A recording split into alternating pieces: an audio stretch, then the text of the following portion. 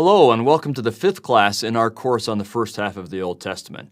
I'm Kerry Muhlestein, and today's lesson we're going to cover Moses, the house of Israel, and their deliverance from Egypt. This is one of the classic stories of all time, one that not only is vivid in our imaginations, but also that God and His prophets will refer to again and again when they want to demonstrate both God's willingness and His ability to deliver Israel.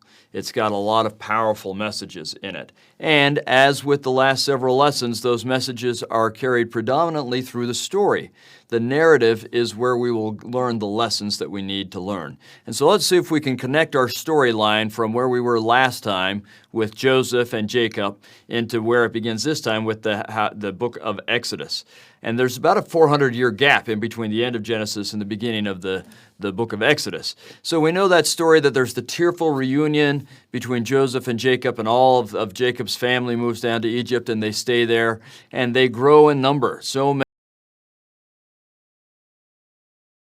are doing the story of Joseph, and you remember how we hypothesize, we don't really know, but we think perhaps that's the period when those Hyksos are ruling in Egypt, the foreign group, the Semitic group. Well, from Egyptian history, what we know happens is that foreign group rules for about 100 years, and then the Egyptians are able to rise up against them. Some of this comes from the Egyptians gaining some new military technology as they adopt and adapt the chariot, which the Hyksos had been using and so on.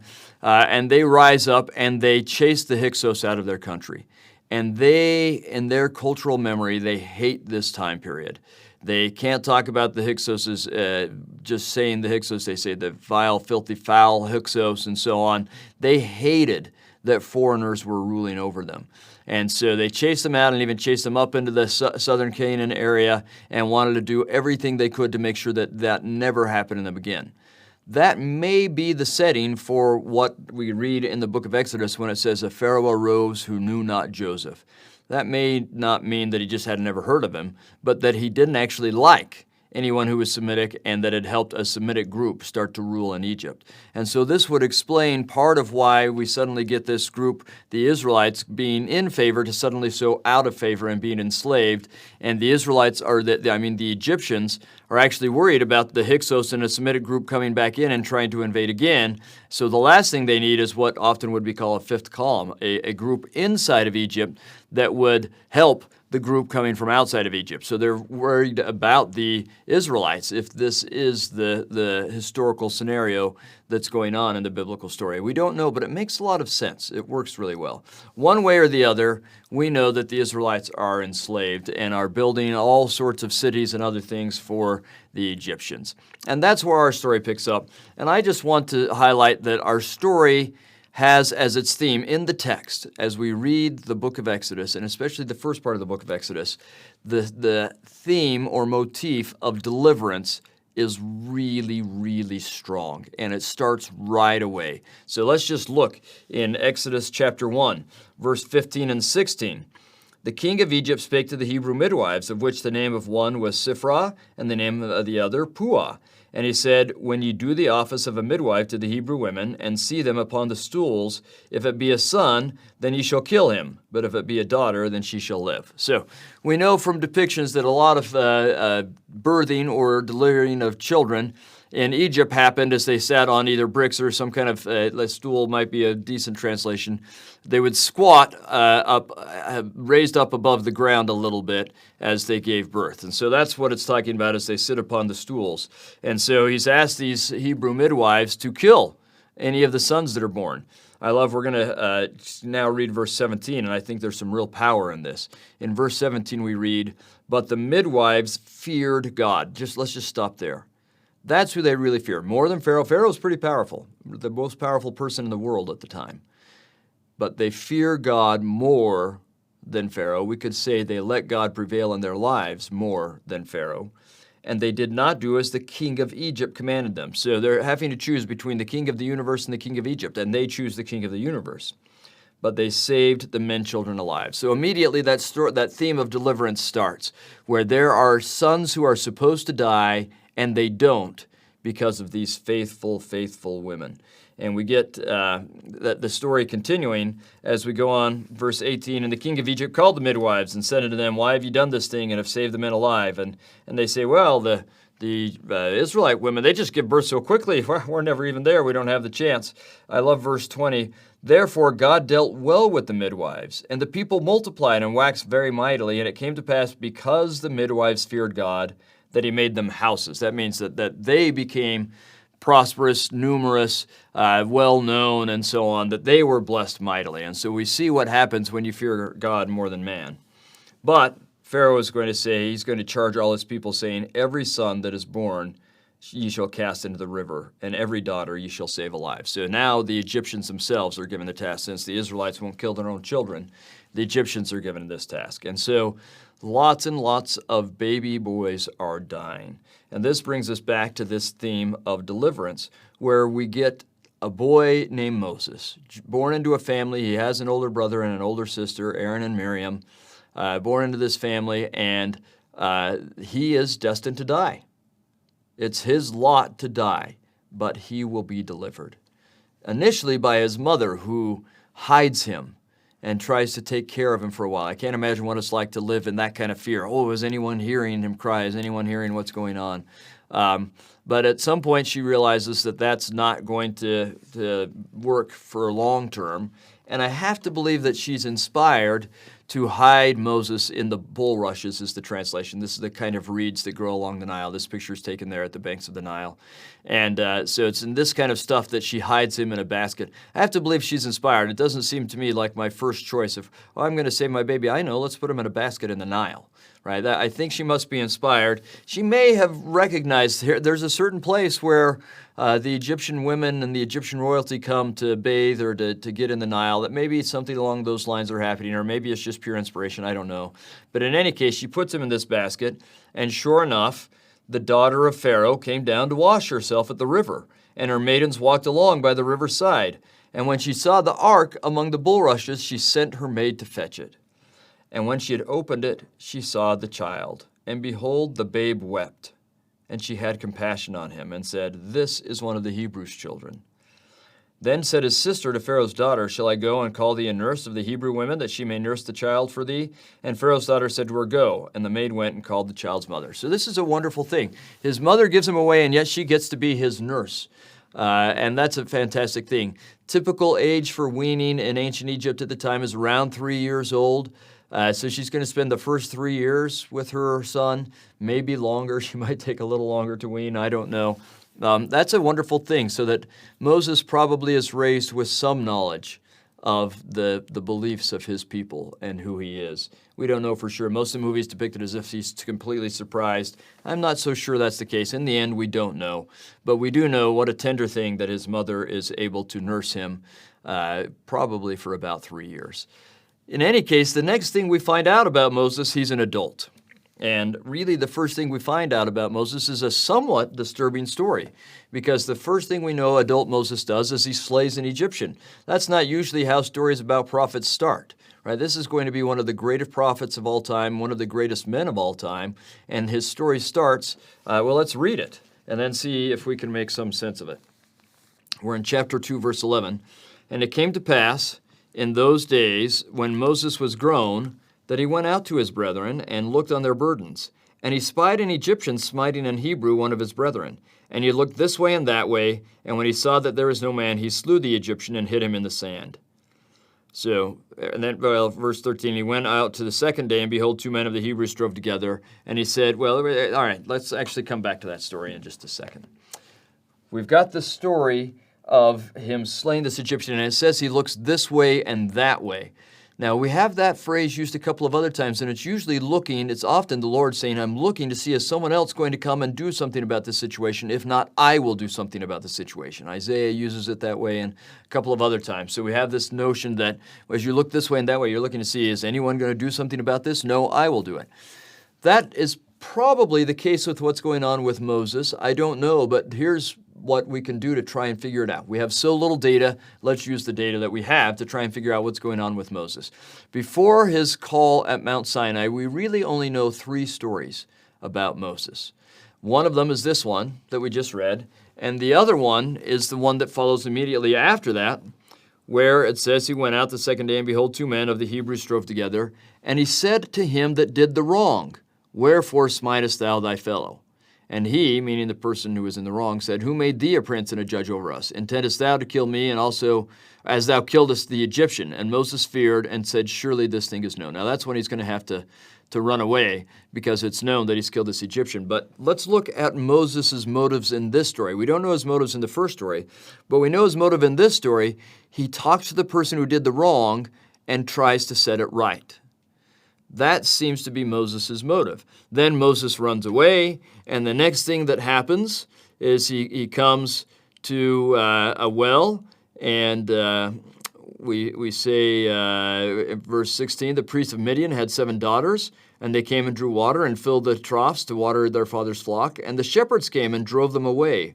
But Moses stood up and helped them and watered their flock.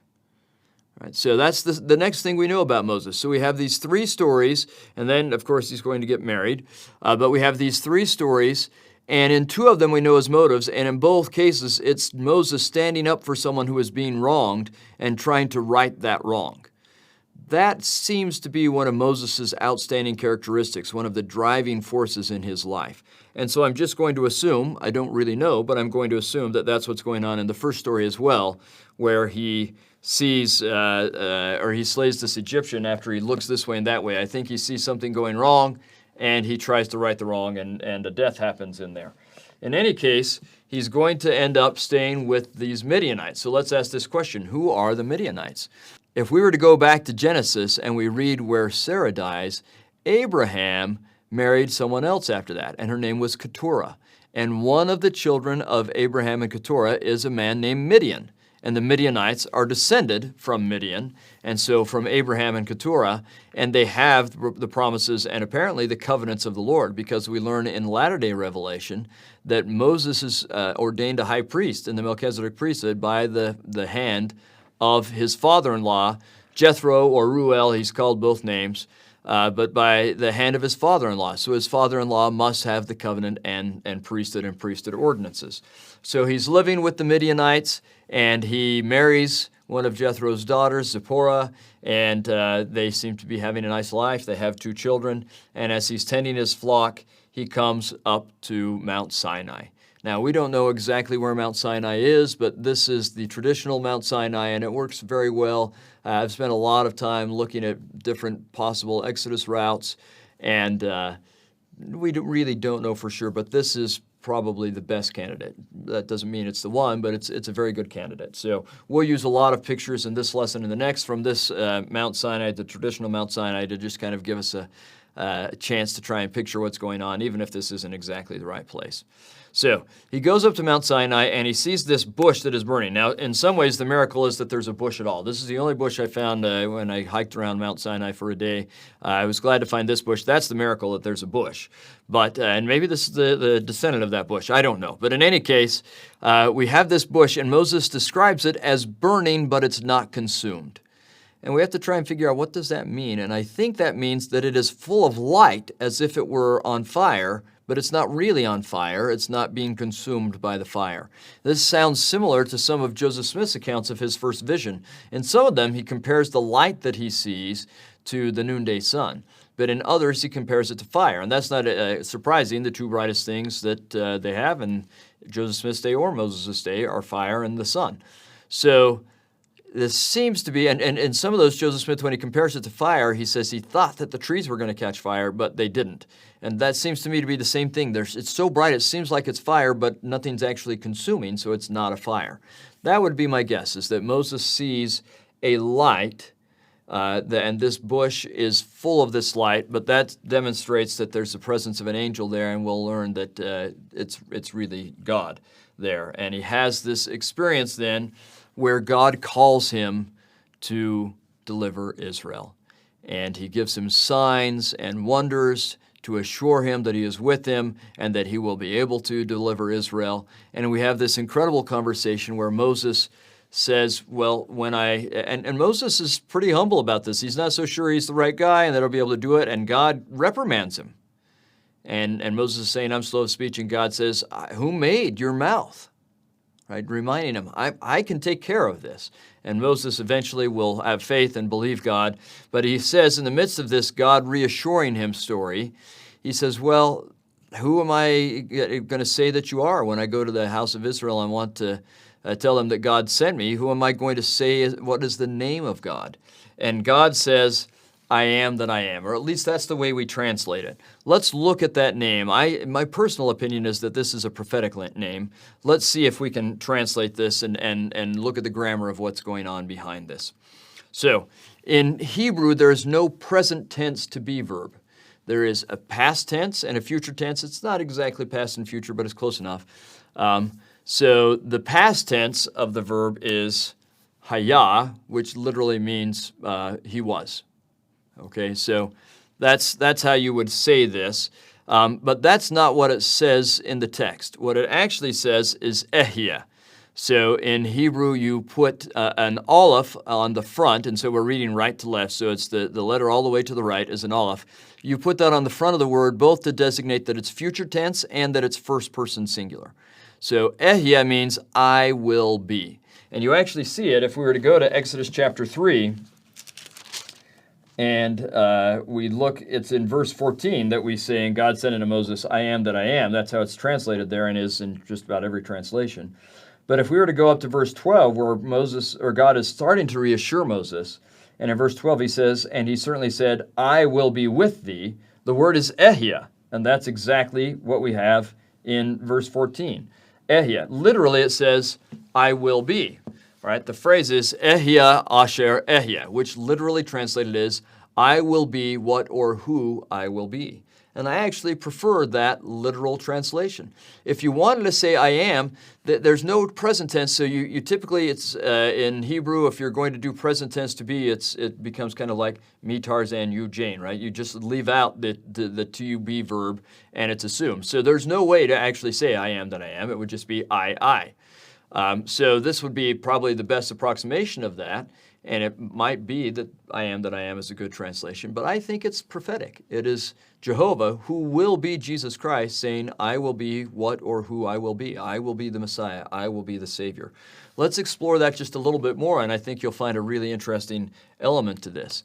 You have, if we were going to make this third person future tense, so third person singular, he will be, this is how you write it, Yahya.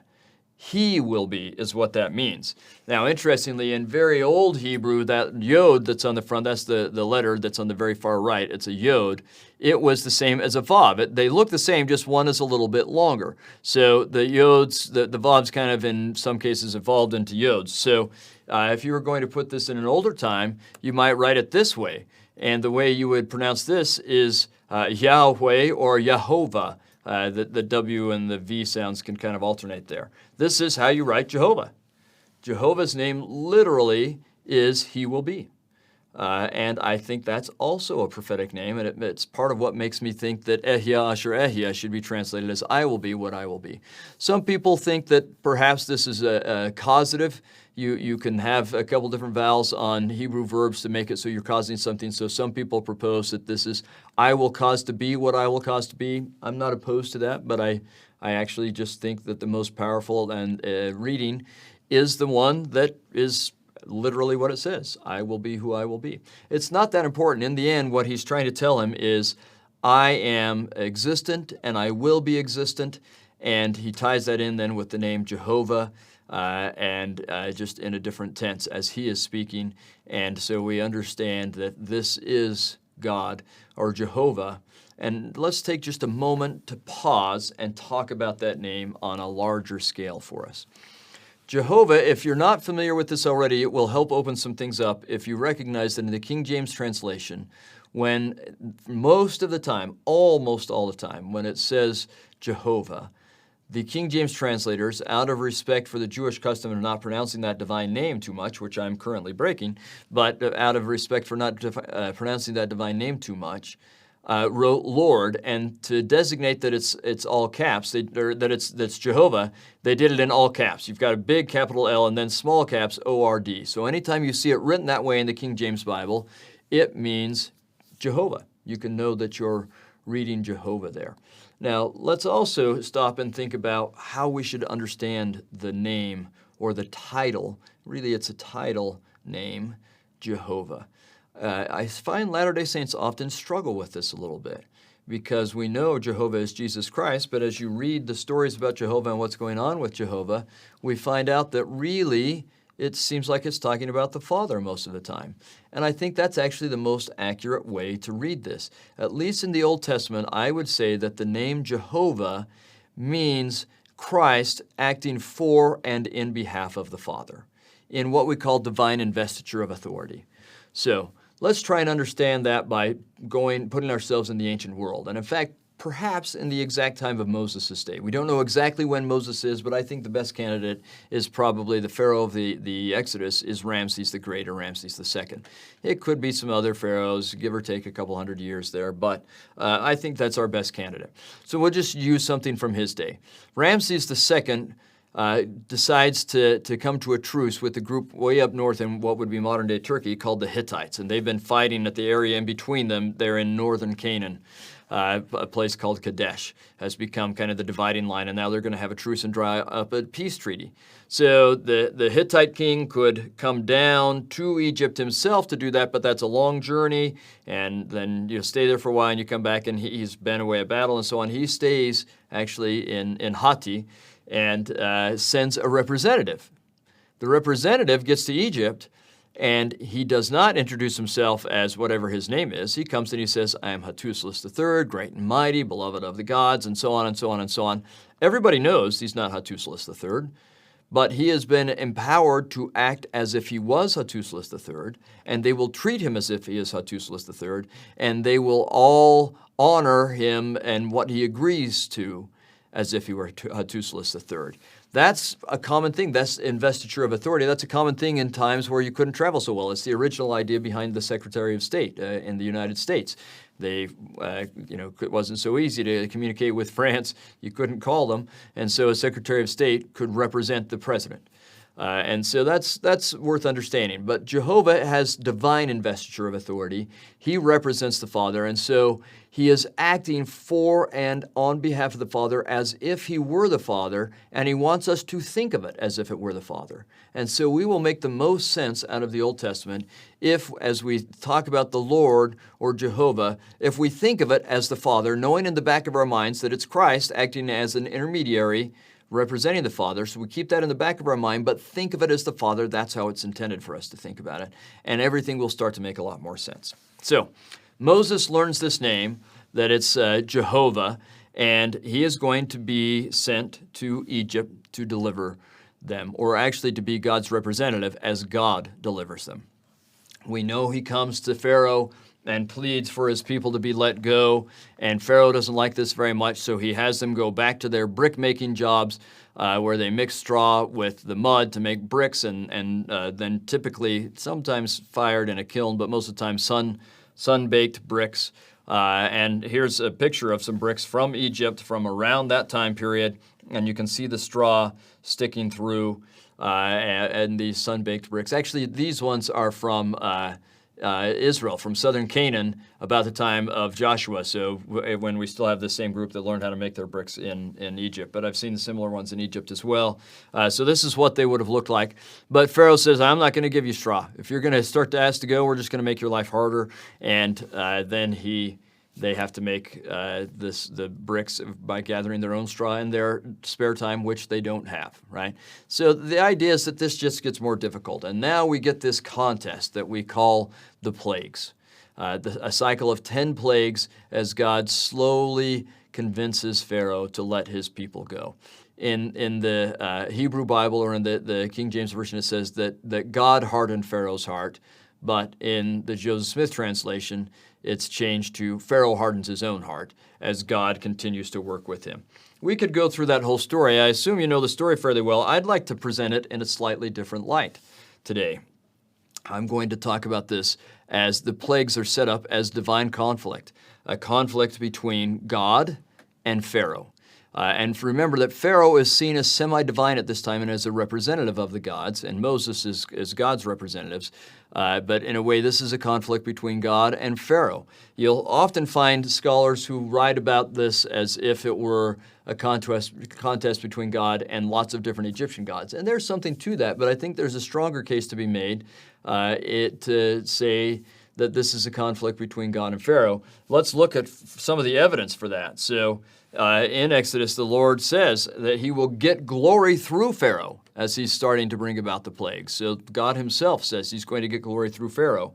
Or he says, see what I will do to Pharaoh as he speaks about the plagues. So he is mentioning this as a contest between him and Pharaoh.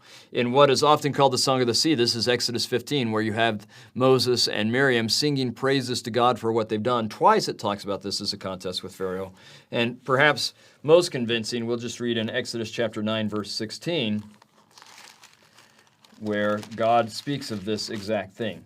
And he says, and in very deed, for this cause have I raised thee, and that's Pharaoh, he's speaking to Pharaoh. So for this cause have I raised thee up, for to show in thee my power, and that my name may be declared throughout all the earth. So it's very clear, God has made Pharaoh powerful so that he can defeat Pharaoh, so that everyone will know who is really king and who God really is. So I would say that this is a conflict between God and Pharaoh. Now, you can go through and try and tie specific plagues in with specific attributes of the king, and I've done that. And I've written all of this up in an article that you can read in a book called From Creation to Sinai. I get no royalties for that. But anyway, if you want to read more about this, you can read about it in that book. And you can look at all sorts of specific aspects or attributes of the king and tie them into almost every plague. The lice and the flies are the two that it's pretty hard to tie into. And to be honest, we don't really know if that's the best way to translate those words, if it's lice and flies. But it's some kind of bugs, and you can't tie that in. And there's a part of me that wondered if this was methodologically meaningless, because actually it's hard to find something that you can't tie into Pharaoh. He's responsible for just about everything in the cosmos. And then suddenly I realized that's exactly the point. Pharaoh is responsible for something that in Egyptian the word is ma'at.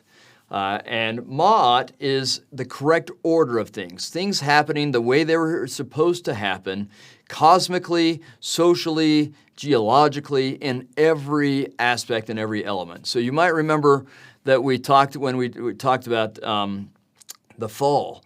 There's this notion that things were in a perfect, pristine state, and then something happened that changed it, so it's out of that state. That state in Egyptian, we might call it paradisaical. In Egyptian, it would be called ma'at. Everything is exactly the way it's supposed to be. And the gods were living with man and so on. And then something happened to disturb that order. There are a couple of different stories as to how that happens in Egyptian thought. Some of it is that a god kills his brother that was the king. Some of it is that mankind rebels against the gods. Whatever it is, the gods have to withdraw from mankind. Now chaos is reintroduced. So remember that the world or the universe was unorganized chaos, and then God organized it, or in Egypt, the gods organized it to make it perfect, or ma'at. And then once that disruption comes, and the Egyptian word is isfet, but we can say chaos is introduced, then the world is always in danger of going back to chaos, and it's the job of the king to instead restore ma'at. And you will find that epithet is applied to just about every king, that he's the one who banished isfet, or chaos, and restored ma'at, or put ma'at in its place, or upheld ma'at. This is a huge, huge part of Egyptian religious thought. In fact, I'd say almost every other element in Egyptian religious thought is based on this idea. So you remember we talked about this when we did the creation, this idea that creation came out of watery chaos, right? Water symbolizes the unorganized material, and then the gods, or in the Genesis story, God, creates a space that is organized. Everything else is still unorganized, but he creates this organized space, and everything is in a state of ma'at until it's lost, all right? So as I said, the king's major job is to uphold ma'at, and there are two elements of this. One is to actually uphold ma'at. So ma'at in Egyptian is, there's the glyph for the word ma'at is an ostrich feather, and it becomes personified as a goddess wearing an ostrich feather. So you can see the king here coming to offer ma'at. He's offering, and this is two different depictions of him doing that, offering up order. He's putting order in its place, but in order to do that, the first thing he actually has to do is destroy Isfet, or chaos. And there are all sorts of ways that he does this. You've got this wedged eye that's supposed to spit fire out to destroy enemies, or the king has on his brow a snake, it's called a uraeus, and it spits fire out to destroy chaos, or the king killing foreigners is another way of doing this. There are all sorts of things that the king does to get rid of chaos and restore order. You have to, in our lives, I would say we have to get rid of the worldliness and bring in godliness. But for them, it's get rid of chaos and restore order. So the king's job is to uphold and restore order, or ma'at. And then I would suggest, with that idea in mind, that the plagues actually represent every element of the Egyptian world transformed into chaotic or Isfet form. If the king's main job is to uphold ma'at, we are going to see that he absolutely and utterly and abjectly fails in the plagues stories, that everything is brought into a state of disorder or chaos or Isfet. Now, let's go back to Egyptian religious thought just a little bit. In Egyptian religious practice, the idea is that the world, as we said, is always trending towards chaos, and the way that you get it to come back into ma'at is you have to have it be reborn. And so there are just hundreds of rebirth rituals and lots of rebirth symbolism that the Egyptians engaged in. So, for example, the sun is the journey of the sun is the primary symbol of that. And the idea is that the sun dies every night. That's when it sets, it dies. But in Egyptian religious thought, it travels through it's swallowed by the sky goddess, whose body overarches the earth, and it spends the night traveling through her body, and then in the morning comes out the birth canal and is born again, and that's sunrise. And at that moment, we have ma'at restored. Rebirth has happened, everything is put the way it's supposed to be. The Nile flooding would be that. Think of the water symbolism. When the Nile floods, all the land is covered with water, that watery chaos, and then as the water recedes, it's now fertile land that can grow, and ma'at is restored as Isfet is banished. Rebirth of people is a big part of that. That's a big part of Egyptian kingship myth, actually. The king dies, that's like Osiris, the king god who died, was killed by his brother, but his son, Horus, then he actually is given birth to after Osiris dies, but Horus saves Osiris's afterlife so that he can continue to live, and he restores order in ma'at. And so you get this just a whole bunch of ideas of how ma'at is restored through rebirth. Well, let's look at the plagues and see that a number of them very specifically target the cycle of rebirth. So the Nile turning to blood. The Nile is supposed to give life, but instead it turns to blood and becomes a symbol of death. As the herds die, the cycle of animal rebirth is a big part of this, but it is interrupted and doesn't work. The crops being destroyed is another part of this. That the idea of the rebirth of Osiris is symbolized by the planting grain and then that grain yielding 100-fold, right, or 10-fold or whatever. So that's the interruption of the cycle of crops affects the cycle of rebirth. Of course, the journey of the sun is really big in this. And so is the story of all of the firstborn dying. Let's just look at one of those in particular. Well, we'll look at two in particular. The journey of the sun. As I said, the idea is that the sun dies every night and it travels through the sky goddess's body. The way that is depicted, and it's really very heavily depicted this way in the time of Moses, is that the sun, as it travels on this nighttime journey, that there is a chaos monster, it's a big snake whose name is Apophis, that he is trying to swallow and destroy the sun to keep that sun from being reborn. But the sun is protected on its journey by a set of snakes, and the sun is often depicted as having two snakes surrounding it, and their tails come and surround that sun, and they protect the sun as it goes on this journey from the other snake that is trying to destroy it.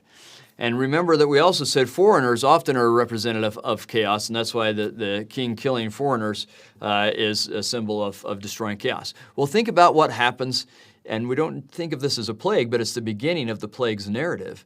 When Moses comes before Pharaoh and he has Aaron set the staff down, and it becomes a snake. Now, it's actually in the Sinai story when Moses is being taught by God, thou have power, that it becomes a snake. The word that's used when Aaron does it is a crocodile, but the crocodile is also a chaos monster, and it kind of starts out as a snake. So we're going to kind of stick with the snake imagery. The snake is seen as this chaos monster. And it's coming from a foreigner. Anyone in the Egyptian court would think of this as representing chaos. But not to worry, they think the Egyptian Pharaoh has two priests who will put down their staffs and they become snakes. Everyone there would see this as the two snakes that are supposed to protect the son's journey against the chaos snake. But what happens in this story? The chaos snake swallows the other snakes. The journey of the son is interrupted, and I don't know how anyone there wouldn't have seen this as Pharaoh failing to uphold Ma'at and destroy Ephet, and instead Ephet or Jehovah triumphing. I don't know how anyone would have seen it any other way. Think of when the sun is darkened. They're going to see this the exact same way. Oh no, their primary symbol of rebirth, of the restoration of Ma'at, has been overcome. And then, as we've said, all these things, the frogs, that's a lack of order, but the crops dying and so on, lack of order. But the angel of death is probably the very, very personal and very programmatic. Because what happens is each family loses someone to death. That's horrific, but it's the firstborn. And Horus was the firstborn, and the idea in every Egyptian family is that the firstborn son, when the parents die, will provide a burial for them and continue to provide the rituals for them that they need to have what they want in the afterlife. And this is especially true of Pharaoh. Pharaoh's son, his oldest son, will be his Horus, who will provide those burials for him, and then will uphold order again and rule as king. So Pharaoh's own Horus is struck down, and every Egyptian's Horus is struck down. This is clearly a sign of chaos triumphing and Pharaoh failing, completely failing in his ability to uphold Ma'at, which is his primary responsibility. So I think that's really important. Now we're going to return to that in just a moment, but let's think that at the same time what the Israelites are being taught. Some of the plagues affected everyone, but a number of the plagues only affected the Egyptians and didn't affect the Israelites. So God is teaching them that if they are making and keeping covenants with Him, He will take care of them. He will uphold order for them. We get that in some ways primarily with the Passover symbolism. And what incredible symbolism. And we won't go through all of it, but remember really the primary symbol is that they sacrifice a lamb. This will become one of the primary titles for Christ, where He is the Lamb of God, the Lamb that God will sacrifice to save His people. Because you sacrifice the lamb, it has to be a firstborn lamb without blemish. You sacrifice it, then it's roasted and you wholly consume it, and so on. All sorts of great symbolism in there, but probably the most powerful symbol is that you take the blood of the lamb and you put it on the lintel of the doorpost, and the angel of death passes you by. Hence you are saved by the blood of the lamb, a phrase that will be used from then on for us to understand how we are saved by the blood of God's sacrifice, or the blood of the Lamb. It's just incredible symbolism. And there's more symbolism. They have to eat standing and with their shoes on because they have to be ready to go as soon as God delivers them, and so on and so on. And that's what happens. This is such a crushing blow to the Egyptians, and it's so clear that they cannot triumph over Jehovah that Pharaoh decides to let Israel go. And so Israel leaves.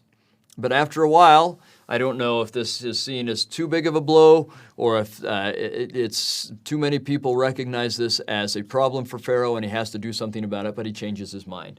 And really, in Egyptian religious thought, Pharaoh really always had one last recourse. If all else fails, you ride out and you destroy chaos. And so often this is depicted as destroying foreigners. And so this is the perfect chance. And maybe this was Pharaoh's thought all along, I don't know. But as the Israelites are out traveling, and we don't know the exact route they go on, but heading towards probably the Red Sea and then up, they're just plodding along as this group of foreigners, and then Pharaoh takes his army out to destroy them. And if he does destroy them, and this is the most powerful army in the world, if he does destroy them, everyone will see this as Pharaoh being triumphant and destroying chaos and upholding order again. And so he rides out to the Israelites, and we know this story, but I want you to think about the symbolism of this story. He rides out to destroy the Israelites, and just as he comes upon the Israelites, what happens? Well, God spits fire at Pharaoh. So remember that Pharaoh, one of the ways he destroys chaos is that he has this wedged eye or this uraeus on his brow, this snake, that spits fire and destroys chaos. But it's not Pharaoh spitting fire. This is God spitting fire and stopping Pharaoh. And I don't know how anyone would not have seen it that way at the time. And so the fire stops him, and then they come up to the Red Sea. And I think everyone there will see this in terms of creation. And what is the first act of creation? The dividing of the waters from the waters and the appearance of dry ground. And that becomes the earth in creation. But in this case, the water is divided from the water, and dry ground appears for the Israelites. Everyone in the ancient Near East would have seen this as reenactment of the creation, that Jehovah can hold at bay chaos and create order for his people.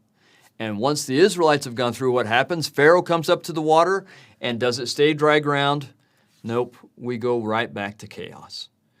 The water comes crashing down upon the Egyptians, a sure symbol that chaos is triumphing, that Pharaoh is not able to uphold order, though Moses and God were. And so what is the message that is sent not only to Egypt and Israel, but to all the world around there? It's that Jehovah is king, not Pharaoh, not anyone else. Jehovah is God. He is king. He is everything. He really has control. And this will serve the Israelites well. Remember that as they get into the promised land, for example, when they come into Jericho, we learn that they're afraid of the Israelites because they heard what happened in Egypt. And other people say the same thing. They've heard what happened in Egypt. Why? Because God chose to deliver his people in a symbolic language, right? So these are actions, and we've talked about this before, actions that are symbolic language that was a language that the entire region spoke. And they recognize that even though they had thought that the gods of Egypt and the Pharaoh were the most powerful beings in the world, it turns out that was wrong. Jehovah is. He is God. He is king. He is the one who creates, and he is the one who upholds order. That's a powerful message. And that is not only a message of Jehovah as king, but that's a message of deliverance, and one that will be used again and again and again as we think about the chaos of our own lives and the chaos of death and hell, a fallen world and fallen natures and all that goes wrong. And we can remember that Jehovah is king and that he can and does and wants to deliver us.